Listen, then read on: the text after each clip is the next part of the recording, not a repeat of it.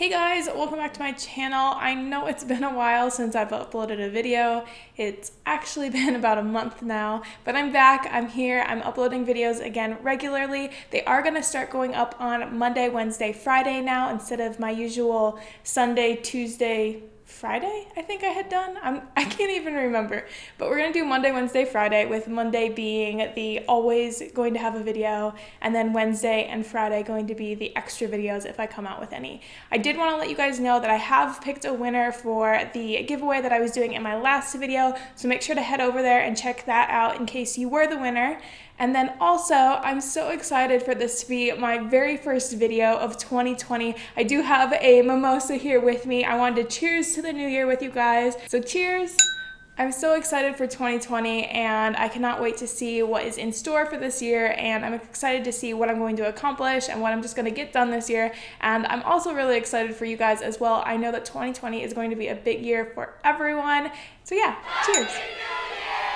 Now, with all that being said, let's get into today's video. I wanted to kind of sit down and chat with you guys about the idea of doing a no-buy year. Now, I've been seeing a couple of these videos pop up on my recommended page on YouTube, and I've been watching them, and I'm kind of curious about it. I don't know a whole lot about it. I've done a little bit of research, but not a ton. I just wanted to talk through my thinking with you guys and kind of figure out if I'm going to do a no-buy year myself or if I'm going to kind of do something a little bit different. So essentially what a no-buy year is that you don't buy any unnecessary items throughout the year. So you're not going to be buying any new clothes, maybe new makeup. I wouldn't be getting my nails done. If I did need to buy, like say for example, a new pair of shoes because all of my shoes have worn out and fallen to pieces, then I would go and find a very inexpensive pair of shoes that I could wear and get by with. So the idea is that you would only buy the necessary items. Wow, the sun is coming in hot. Look at that. That's from the blinds that I have. Damn. Okay, hope that's not too distracting for you guys. But, wow, it's really bright. I think it's distracting me more than it is you guys. I'm gonna go fix the curtains quick. Okay, I think that's a little bit better now. Back to what I was saying. The idea is that you only buy items that you actually need. So obviously you're going to be able to buy groceries, you're going to be able to buy gas for your car so you can drive to work, and you're obviously going to pay all of your utility bills and your rent or your mortgage. But beyond that, it's up to you on what you spend your money on. And people can have a no-buy year, a no-buy month, a no-buy week, a no-buy weekend, a no-buy day. And it's really just up to you what you want to do. You know, you can just figure it out on your own, and that's the point of this entire journey, is that it's your own personal experience going through a no-buy year. Now for me, when I think of a no-buy year, it makes me really, really nervous because I honestly don't know if I could do it. I do splurge once a month to go get my nails done, and I know that seems crazy, but you know, I don't get my hair cut at all. I don't get it colored. I haven't had my hair cut in over probably 6 years. That's crazy. That's insane. I think if I were to go ahead and do the no spend year, I would cut out getting my nails done. As much as it is a treat for me, I think I'd be okay kind of cutting it out of the budget and just doing my nails at home. The only thing that I do like about going and getting my nails done is I get the gel manicures, which means that the polish stays on a really long time. Whenever I do my nails at home, I'm lucky if it lasts an entire day. But at the same time, I do spend quite a bit of money on makeup.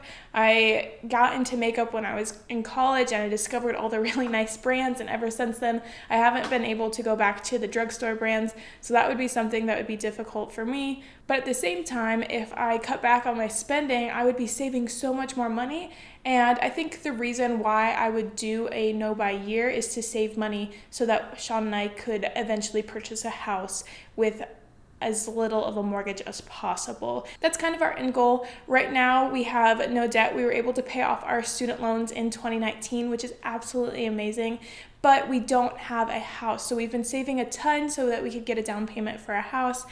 And now I'm kind of at the point where I'm like, I really want to save a lot more so we can get that house, but then also put as big of a down payment down as possible.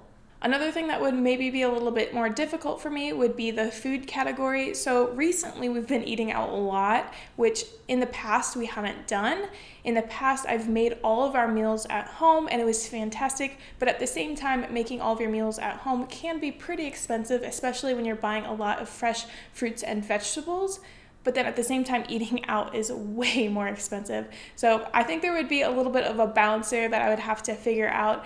We would have to cut back, obviously, on eating out. I wouldn't want to eat out at all unless it was like a special occasion, like our anniversary or a birthday. And then also making sure that we don't overspend when we go to get groceries, and make sure to try to cut back and make a little bit more budget-friendly meals and dinners. Another thing that I would have to figure out in regards to a no-buy year would be travel expenses. Sean and I often travel back home to Chicago or Kansas City to visit our families, but then also we like to take a little weekend trips, whether that's going camping or going up to Portland. But then also this year, we have 2 very big trips planned. We have a 2-week honeymoon that we're going on, and then we're also spending a week in the Caribbean with our friends for their wedding. So those 2 trips have already been planned and booked. So we would have to kind of figure out how much money we would want to put towards those trips if we wanted to do a no-buy year. But I feel like that would be an expense that I'd be okay spending towards, just because travel is very important to both of us. I feel like a no-buy year can be seen as very restrictive, and the words themselves make it seem like you can't spend any money, but the rules are totally up to you. You can make your own rules. So if I say that I'm okay spending money on travel, then that's okay. I can spend money on travel. But that also means that I'm going to have rules for what I can't spend money on. For example, getting my nails done. So when it comes to a no-buy year, I think there are probably 3 things that you need to figure out before you get started. You need to figure out how long it's going to last, if it's going to be your year, or if you're only going to do it on the weekends. You need to figure out why you're doing it. So for me, it would be to save money for a house. And then 3, you need to set your rules so that you know going into it what you are allowed to spend money on and what you aren't allowed to spend money on, and the different variants between that.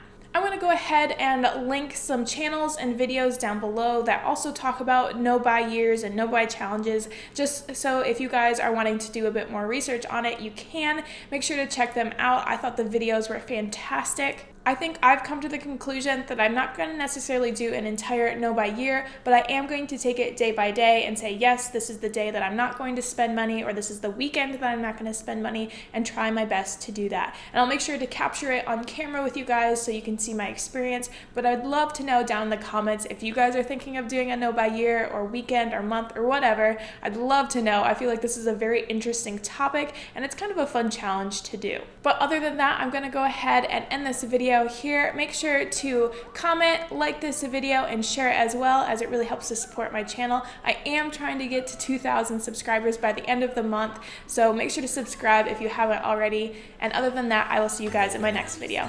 Bye! I'm over here, gotta get across. Whether you like it or not, there is a moment meant for us, and now you made